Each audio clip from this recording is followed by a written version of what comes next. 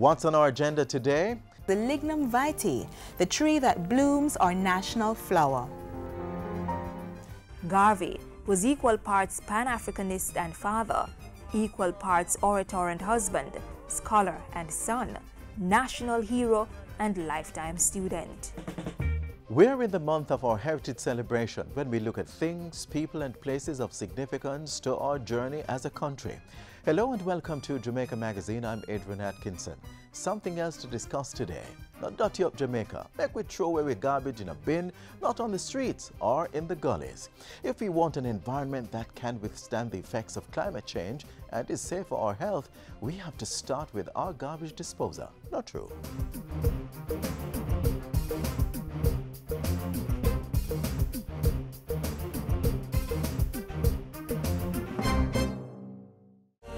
Saving is not a maybe, it's a must. So hear this. Yo, turn off your light, turn off your TV and your fan.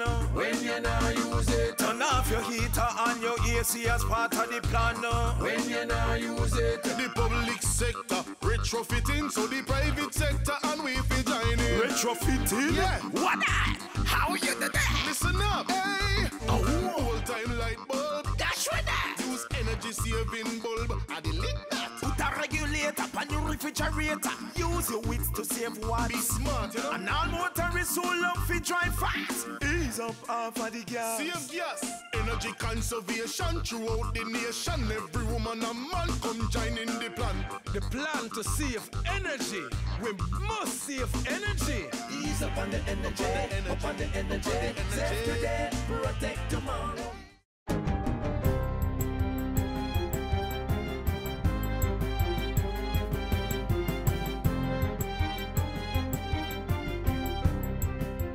Good day, I'm Theodore Henry, and this is your JIS News for Thursday, October 12th. Prime Minister Andrew Holness has instructed the chairman of the Housing Agency of Jamaica, HAJ, to report several cost overruns at its housing developments to the major organized crime agency, MOCA, for investigation. Among the cost overruns was at the Luana Gardens Phase 1 scheme in St. Elizabeth, where one-bedroom units were constructed.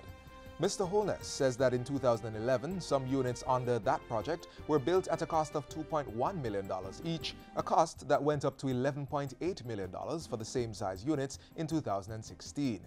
The Prime Minister says a similar cost overrun occurred at the Hills of Boscobel in St. Mary, where the development was projected to cost $802 million, but instead cost $1.6 billion. Whatever is to be done, we will ensure that the appropriate agencies, according to their mandate in law, are notified and provided with the necessary information and direction to pursue their statutory mandate. Prime Minister Holness was speaking Wednesday as he broke ground for the delivery of 168 serviced lots at Phase 2 of the Luana Gardens housing development. He acknowledged that measures were underway to restructure the HAJ for greater efficiency and lauded the new management for turning around the agency from an $886 million loss in 2015-2016 to a profit of $183 million in the 2016-2017 fiscal year. Meanwhile, the Ministry of Economic Growth and Job Creation is pursuing growth strategies through housing developments. The ministry will engage stakeholders in the housing sector at the Regional Housing Conference scheduled for October 18 to 20 in Montego Bay. General Manager of the Jamaica Mortgage Bank, Courtney Winter, points out that in 2016, construction accounted for 7.2% of GDP, or $54 billion. Of that amount, roughly $37 billion, or 5% of GDP, represented mortgages. Mr. Winter says the conference will seek to raise the mortgage GDP figure by addressing the affordability of houses and financing of development. There will be papers presented to look at credit, to look at access to finance, and to look at how we can unlock some liquidity and funding in Jamaica to provide and facilitate the supply of housing. The JMB's general manager was speaking at a recent JIS think tank. The Regional Housing Conference will be held under the theme providing safe, legal and affordable housing for all, from policy to implementation. The Senate has passed legislation seeking to modernize the agricultural sector to meet food security and productivity needs. Government Senator Dr. Sapphire Longmore says the law will provide many benefits to farmers who are important to the development of the country's agricultural sector. Self-ownership and democratic control, increased farming income, improved service, quality of supplies and products, assured sources of supplies, expanded markets, improved farm management, legislative support, local leadership development, and increased farmer control of agriculture. Among other things, the Agricultural Loan Societies and Approved Organizations Act will facilitate the dissolution of the Agricultural Credit Board and transfer the board's monitoring and regulatory functions to the Registrar of Cooperative and Friendly Societies. The bill also provides for the establishment of the Agricultural Appeal Tribunal and for the registration and regulation of the Agricultural Loan Societies by the Registrar of Cooperative Societies. Under the legislation, the Agriculture Minister is empowered to certify approved organizations. The Electoral Commission of Jamaica, ECJ, has extended the validity of the voter ID card for a period of 2 years. This means that national ID cards, which were originally set to expire on December 31, 2017, will be valid until December 31, 2019. During this period, the ECJ says it will continue to accept and process applications for voter registration, and the voters' lists are expected to be published as usual. Other ID card services, such as replacements and corrections, will also continue to be processed. The ECJ is appealing to institutions that require the voter ID cards, such as banks and other private and public sector entities, to continue accepting the existing cards until the new 2019 expiration date. It is anticipated that a new enumeration exercise will be completed in the interim, commencing sometime in 2018.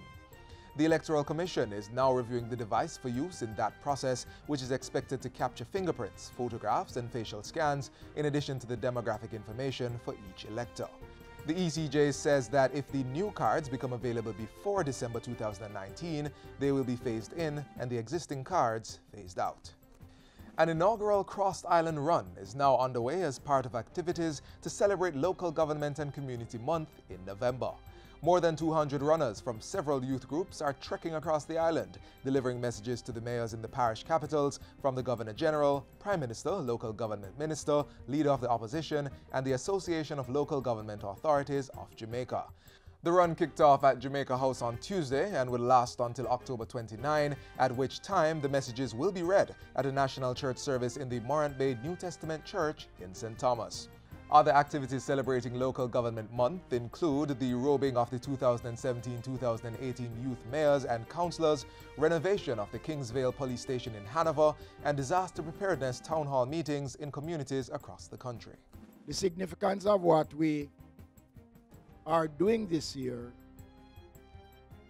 is to emphasize the word community development a lot more.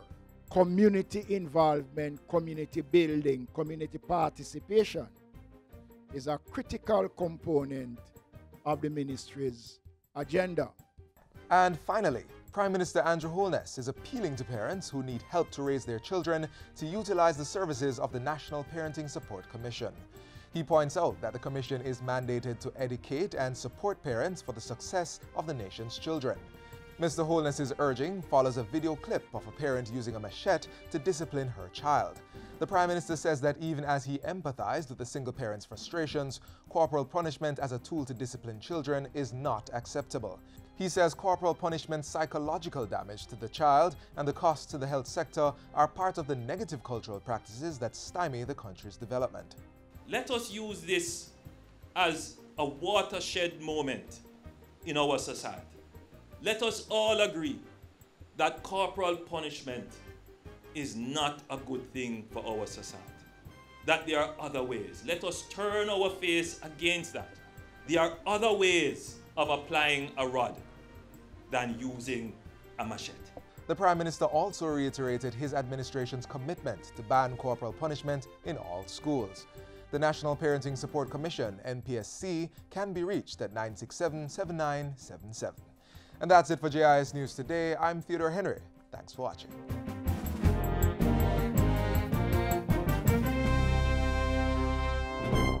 This is one time we don't want you to laugh. Staying safe on the road is a serious thing. Mr. Taxi driver and bus driver, take time, man. people say one-stop driver and come off. Cyclists, motorcyclists, pedestrian, all road users using the head. Only if you use cell phone and drive. No, man. Idiot thing that. Road safety is no laughing matter. Because we want you to be around and laughing with us for a long time. A message from the National Road Safety Council and National Health Fund. He protested against racial discrimination and poor working conditions of black people. He preached his doctrine of freedom to the oppressed blacks and encouraged them to uplift themselves from mental slavery. He is Marcus Mosiah Garvey, a great philosopher, a Jamaican, and our first national hero. We have more on his work and life. A people without knowledge of their past history, origin and culture is like a tree without roots. No one remember old Marcus Garvey. No one remember. A boy of humble beginnings, taking his first steps towards a life decorated and defined by the search for a proud black identity. The journey began on August 17, 1887, in a rural district nestled in the Garden Parish of St. Anne, where the union of a mason and a domestic worker birthed a living legacy of black self-empowerment.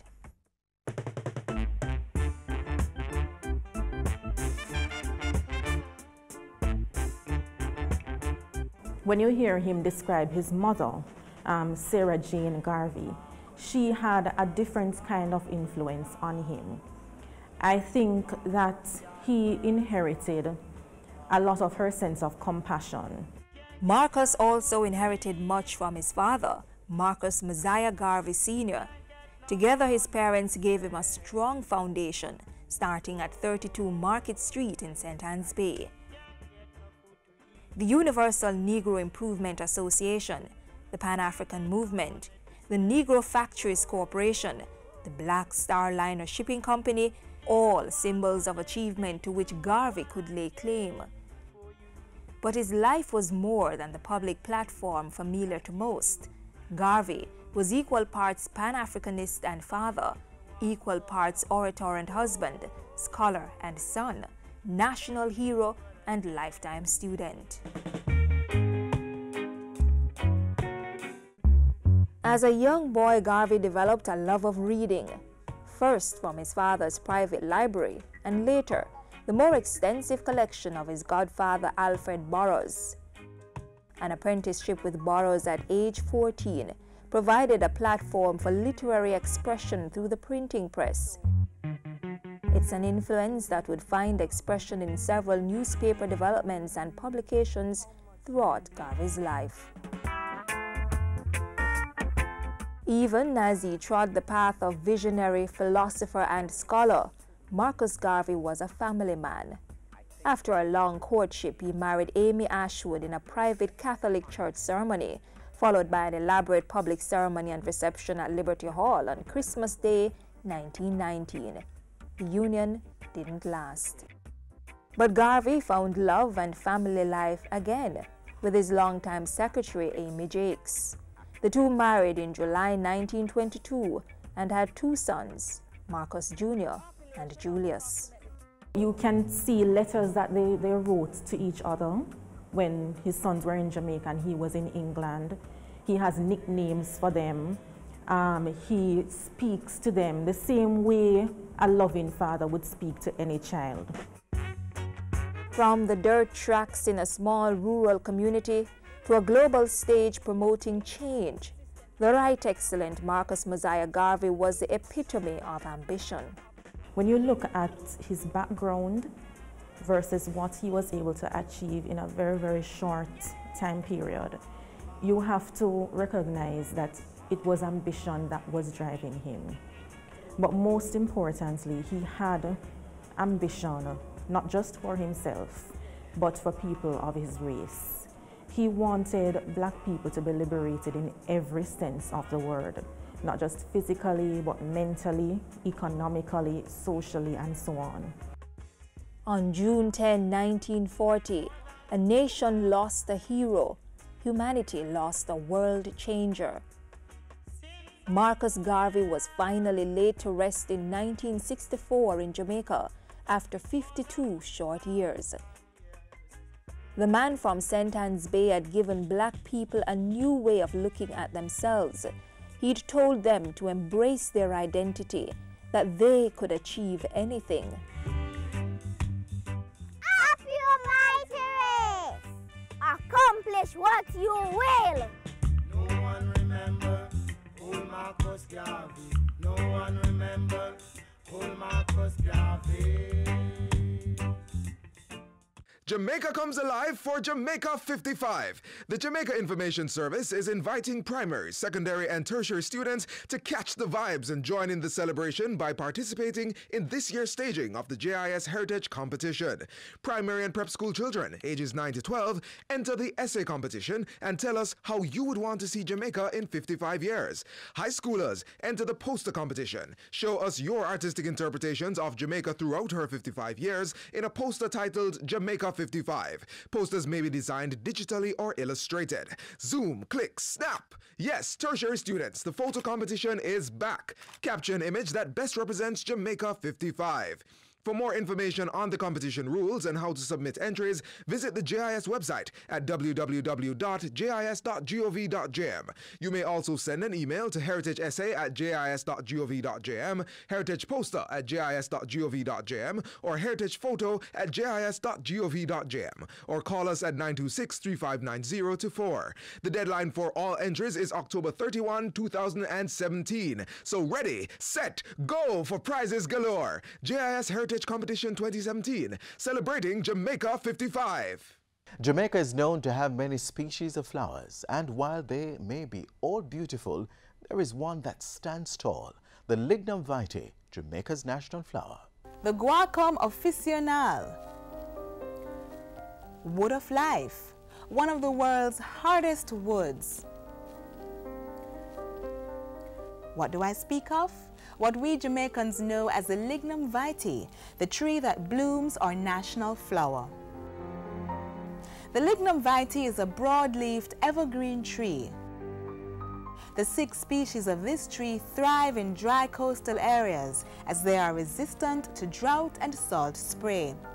In Jamaica, the tree is commonly found on the north and south coasts of the island. You will find it readily in Yalas era, Morant Bay era, Portland Ridge. Portland Ridge is not in Portland now, Portland Ridge is in Clarendon. You'll find it in Kingston and St. Andrew.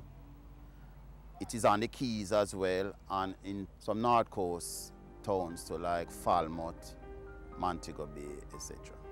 The tree grows slowly and can reach a height of 30 to 40 feet. The Lignum vitae tree bears our national flower throughout the year. The flower is known for its beautiful light blue color. The true blue color of the flower is very rare and is reputed to be the prettiest flower you will ever see on a tree. In Jamaica, there's also a rare strain of Lignum vitae that bears white flowers. The most renowned one is on Morrisca Road, near St. Hugh's School. The width of the flower is almost 1 inch, and it usually grows in large clusters, beautifying the tree's rounded canopy. Appearing with the flowers are small heart-shaped yellow berries, which attract droves of butterflies when in full bloom. In fact, these butterflies, the Trigoni lycidae, live their entire life cycle around the Lignum vitae tree. The national bird, the hummingbird, also lays its eggs in the Lignum vitae tree. This national symbol is revered here and around the world for many of its aesthetic qualities and more utilitarian properties. The tree is historically known for its medicinal properties. It's a panacea for a lot of sickness, and so it have been exporting to Europe for more than 1,000 years. In the 16th century, the gum of the tree was used to cure arthritis and gout. Combined with mercury, it was said to cure syphilis. At present, The resin is used for expectorants and as a dye to detect the presence of the occult or hidden blood.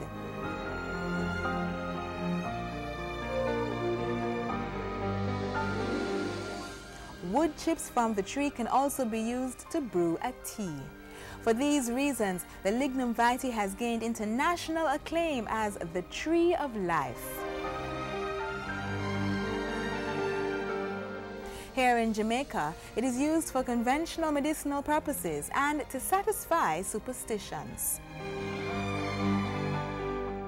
In some rural districts too, like some districts in St. James, they use it. The leaf, you can put 5 or 6 leaves in boiling water, and that takes care of a cold within the hour. Sweeten it with honey or sugar, and it takes care of that in an hour. All right, the gum now, the gum that readily oozes out of the mature tree, they put that in boiling water too, and it gives readily relief against ulcer, rheumatism, arthritis, etc. The tree has also been sought over the years because of the durability and strength of its wood. In fact, it's recognized as the hardest of any commercially harvested tree. Additionally, it is resistant to termites because it produces a natural lubricant. The wood has been used for mortars, mallets, pulleys, police batons, and furniture. Although the lignum vitae has many practical purposes, it is on the endangered species list in Jamaica. Therefore, it cannot be cut down for commercial use. Other endangered species in Jamaica include the Jamaican mahogany, Swetina mahogany, and native orchids.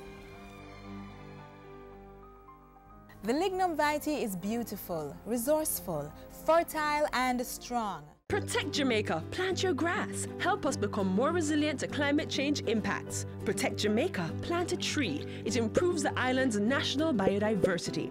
Trees may be fruit, ornamental, or timber, but must be native or suitable to the area's natural landscape.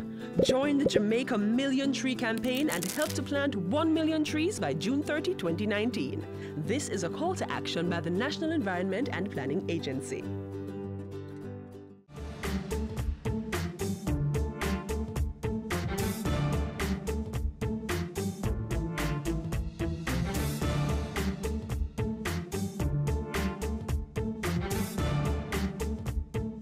Volunteer groups across the island went on a beach cleanup campaign a few weeks ago. The assortment of items collected once again reinforced the need for everyone to practice proper disposal of our garbage.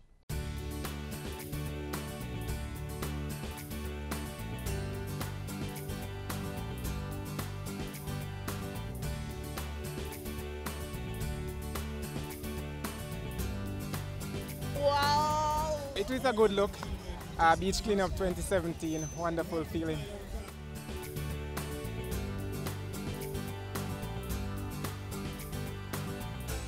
I'm very proud, I'm excited because we have a lot of people out here who have come out willing and ready to clean up, to be educated, to understand, to help out. So I'm really happy at the turnout.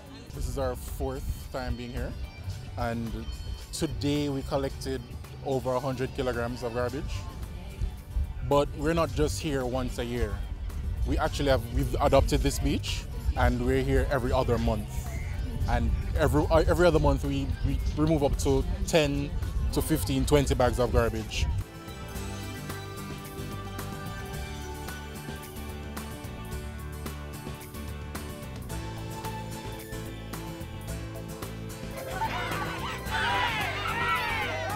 We realize that our beaches, they are being deteriorated because of garbage, and as such we as a movement and as a society and Jamaica at large and corporate Jamaica should try our best to do this more often. We shouldn't make it to be an annual event. I know a number of people are surprised when they come on beach cleanups. They're like, wow, look at all of this.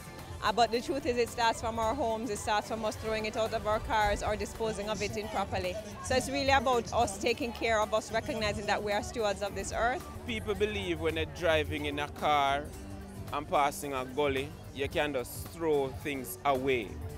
You know, that's not responsible. You know, the away becomes right here at our beach, where you want to come with your family, where you want the 1 million and 5 million tourist visitors to come in the next 5 years.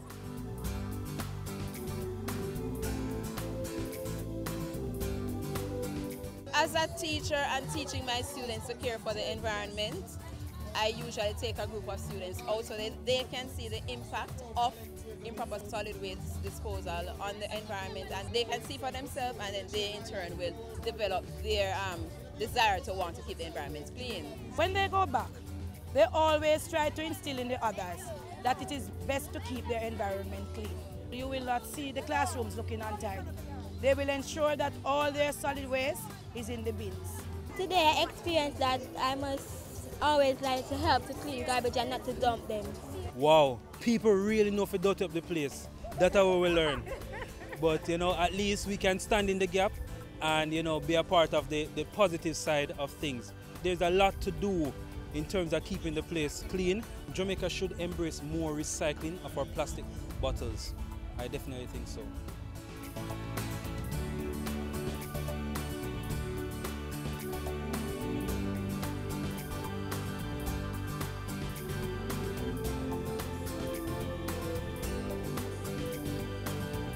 Over the past year, we've had some really odd finds. Stoves, fridges, TVs. If it can be disposed of, we've found it here.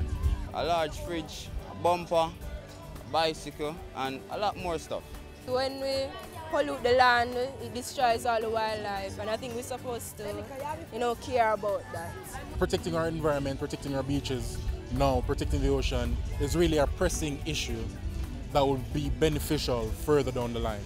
When you combine the impact of climate change, the rising sea level, the increase in temperatures, along with toxins and debris that is on the coastline, it is going to impact the marine life that is here much greater, as well as the birds, the turtles, the crocodile, and then very soon we'll have nothing left. And so there has to be some shift in our attitudes and habits towards the environment.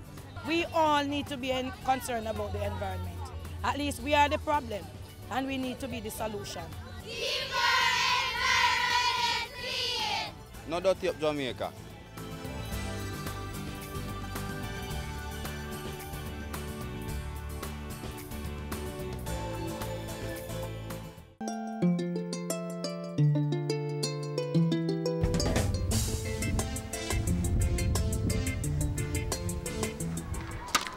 Hey, big man. What you do? You see that right? Wanna write about that? Dropping a bottle on the ground. So how that concern you, boss? Because this is my country too. And when you litter, it affects the environment, that affects me and you too. Keep your garbage to yourself. Don't share it with us. We don't want it. Put it in the bin so that others don't have to. Nobody wants garbage lying around, polluting the environment and taking away from Jamaica's natural beauty. We have a responsibility to keep the environment clean for this and the future generations.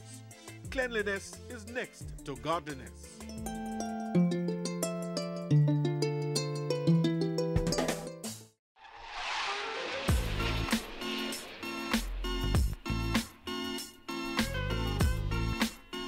That's all the time we have for today, but another program comes your way tomorrow. Until then, click on our website, jis.gov.jm, to stay connected. And while you're online, send your feedback to Jamaica Magazine at jis.gov.jm or a tweet at JIS News. On behalf of the entire production crew, I'm Adrian Atkinson. Do take care.